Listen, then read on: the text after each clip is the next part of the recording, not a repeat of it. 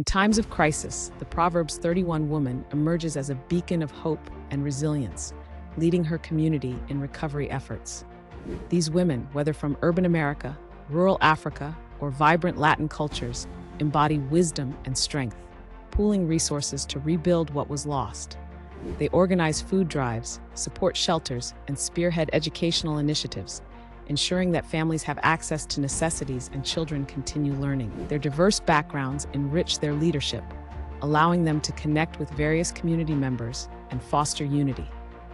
With faith as their foundation, these women inspire others to partake in rebuilding efforts, creating a collective spirit of resilience.